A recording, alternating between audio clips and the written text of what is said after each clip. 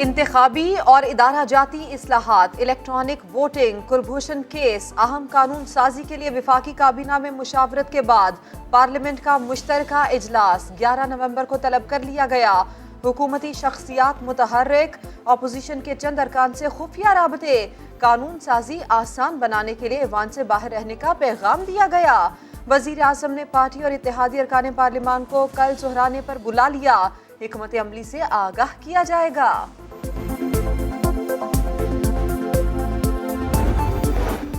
Parliament के मुश्तरका इजलास से पहले हुकूमत को 2 झटके। पार्टी बदलने वाले को 7 साल तक दूसरी पार्टी से इलेक्शन लड़ने से रोक दिया जाए। हुकूमत ने नून लीग के बिल की मुखालिफत की, राय शुमारी में 13 वोटों से शिकस्त हुई। खवातीन को सोशल मीडिया पर हरासा करने पर सजा की तजवीज का बिल हुकूमती रुकन ने पेश किया। ऑपोजिशन ने मुखालिफत की, वोटिंग में फिर फतह हासिल की। हिज़्ब इख्तिलाफ खुश। अयाज सादिक कहते हैं हुकूमत अक्सरियत खो चुकी, इमरान खान मुश्तरका इजलास से पहले इस्तीफा दे दें। आज ये जो डिफीट हुई है बिल पे, ये एक मॉरल विक्ट्री है ऑपोजिशन की अगेंस्ट द गवर्नमेंट। मॉरली अब गवर्नमेंट को रिजाइन कर देना चाहिए और खान साहब को अपनी डिफीट मान लेनी चाहिए। जॉइंट सेशन से पहले ही मान ले तो बेहतर है। पार्लियामेंट का मुश्तरका इजलास है, हमें भी मुश्तरका हिकमत अमली के साथ जाना होगा। अपोजिशन जमातों ने शहबाज शरीफ की ज़ेर सदारत इजलास में इत्तेफाक कर लिया। अपोजिशन लीडर कहते हैं इमरान खान नैब ऑर्डिनेंस के जरिए NRO चाहते हैं। पार्लियामेंट समेत हर फोरम पर हुकूमत का मुकाबला करेंगे, अवाम को इस हुकूमत से निजात दिलाएंगे। बिलावल भुट्टो ने कहा शहबाज शरीफ की क़यादत में मुत्तफिक हैं, जियाले आपके साथ हैं। दोनों रहनुमाओं ने महंगाई को मुल्क का बड़ा मसला करार दिया।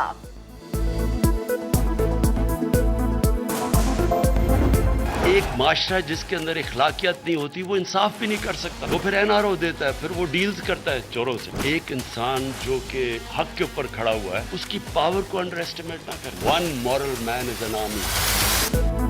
हक के लिए जो खड़ा हो वो 1 मैन आर्मी है। इखलाकियात तबाह हो जाए तो करप्शन सामने आती है। वजीर आजम से शुरू हो तो नीचे तक चली जाती है। वजीर आजम इमरान खान कहते हैं हमने चोरी और करप्शन को बुरा ही नहीं समझा। जिस कौम में ताकतवर और कमजोर के लिए अलग अलग कानून हो वो तबाह हो जाती है। पीडीएम पीपल्स पार्टी थी, हमारी इंसल्ट करके पीडीएम से अलग किया है। जब हम साथ थे हुकूमत की टांगे लड़खड़ा रही थी, हुकूमत गिर रही थी, इलेक्शन हम जीत रहे थे और वजीर आजम को तरले करके एतमाद के वोट लेने पड़ रहे थे। पीडीएम अब अमलन खत्म हो गई। अगर मुस्लिम लीग मान जाती पंजाब में अदम एतमाद होता और ये हुकूमत फारग हो जाती। तनकीद के जवाब में तनकीद, हमारी बेइज्जती की, पीडीएम से अलग किया, अब इत्तेहाद खत्म हो चुका।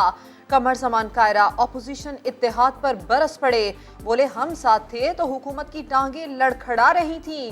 जियाले को जवाब देने हाफिज हमदुल्ला सामने आए, बोले पीपल्स पार्टी के बगैर पीडीएम बहाल भी है और फाल भी। पीपी ने सेनेट में ओहदे के लिए हमारी पीठ में छुरा घोंपा, संजरानी को जितवाया, गफूर हैदरी को हरवाया। पीपी हुकूमत नहीं अपोजिशन के खिलाफ अपोजिशन कर रही है। अपोजिशन में होते हुए वो इमरान खान और हुकूमत की अपोजिशन कम, पीडीएम की अपोजिशन ज्यादा कर रहे हैं।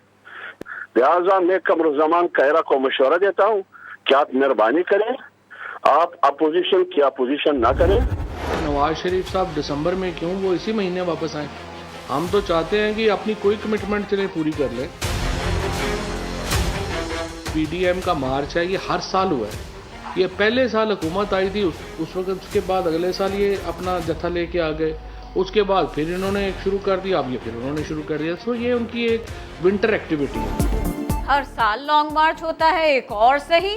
हुकूमत को कोई परेशानी नहीं। वजीर इत्तलात फवाद चौधरी कहते हैं ऑपोजिशन को इलेक्शन के लिए 2 साल और उसके बाद मजीद 5 साल इंतजार करना होगा। ये 90 की दहाई नहीं कि साजिश से काम बन जाए। नवाज शरीफ दिसंबर में नहीं इसी महीने वापस आए। मेरा अब सवाल चेयरमैन नैब से होगा कि एक दिन केस बनेगा और आपसे पूछा जाएगा कि आपने कहा है कि मैंने 539 अरब कमाए हैं, यानी इस चेयरमैन नैब ने 24 अरब खर्च किया है और 1.4 अरब हुकूमत को दिया है। जो बाकी 537.6 अरब है ये किधर गया? ये आप घर ले गए, ये कहाँ पर है पैसा? अरबों रुपए रिकवर किए कहां गए? शाहिद खाकान अब्बासी ने सवाल उठा दिया। नैब का जवाब भी सामने आ गया। कर्ज मुकदमात में रिकवर 121 अरब रुपए बैंकों को वापस किए गए। 26.5 अरब रुपए मुतल्लिका अफराद और इदारों को लौटाए गए। 20 अरब रुपए की जमीनें सिंध हुकूमत को दी गईं।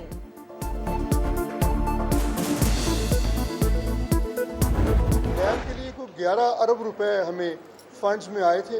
वो मेरे होते हुए ही हमने स्टेट बैंक ऑफ पाकिस्तान से अकाउंट खुलवा के तो ट्रेजरी बिल्स में जमा करवा दिए थे। उस पे हर माह मुनाफा आता है और इस वक्त वो तकरीबन 12 अरब रुपए से ज़्यादा हो गए हैं।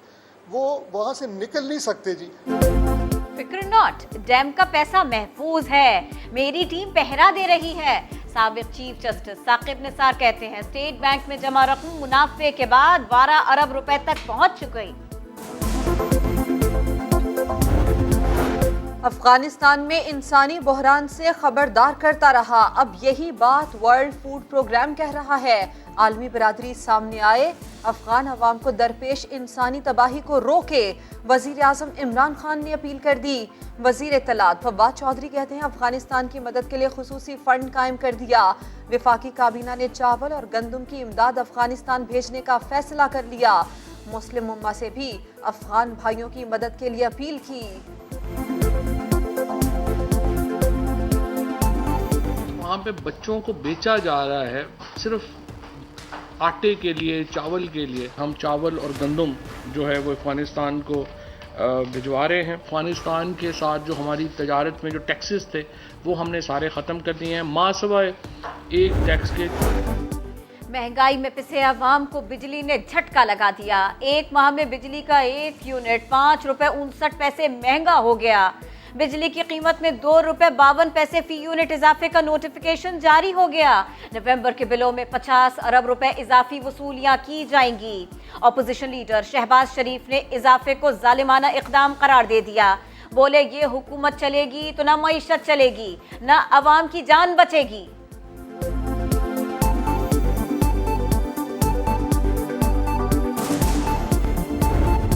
किसी आदमी को सर्दी लग रही हो तो उसको आपको लिहाफ देना चाहिए, उसको आपको जैकेट देना चाहिए, उसको आपको कंबल देना चाहिए। उसको ये नहीं कहना चाहिए कि अमेरिका में इससे भी ज़्यादा सर्दी होती है। सर्दी लगे तो कंबल दें, ये ना बताएं कि अमेरिका में ज्यादा ठंड पड़ती है। मिफ्ता इस्माइल का हुकूमत पर लफ्जी वार, महंगाई के जिम्मेदार इमरान खान करार। बोले खान साहब वक्त आ गया है कि आप 200 लोगों की टीम से 5-7 लोग सामने ले आए।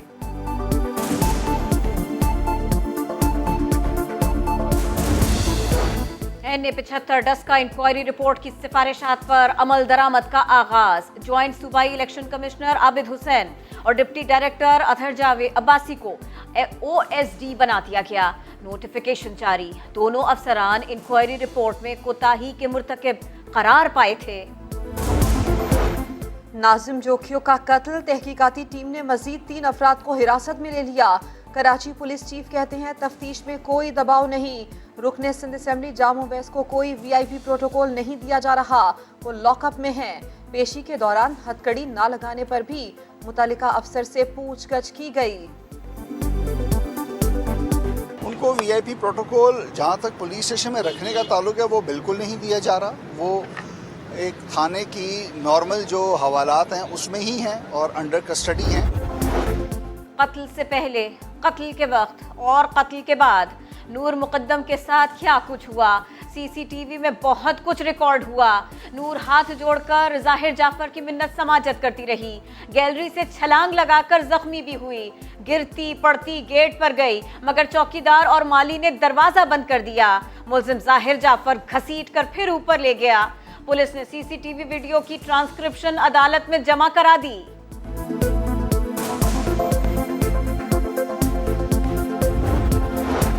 छोटे मच्छर ने मुहलिक वार किए, लाहौर में मजीद 5 अफराद जान से गए। शहर में डेंगू केसेस की तादाद 14,000 से ज्यादा हो गई। खैबर पख्तूनख्वा में भी 136 अफराद में वायरस की तस्दीक हुई।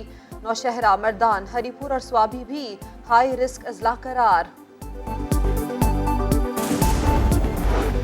लब पे आती है दुआ बन के तमन्ना मेरी, जिंदगी शम्मा की सूरत हो खुदाया मेरी। अपने अशार से मुस्लिम उम्मा को जीने का ढंग सिखाने वाले अल्लामा मोहम्मद इकबाल का 144वां यौम पैदाइश। लाहौर में मज़ार इकबाल पर गार्ड्स की तब्दीली की पुरवकार तकरीब। पाक बहरिया के चाको चौबंद दस्ते ने फराइज संभाल लिए।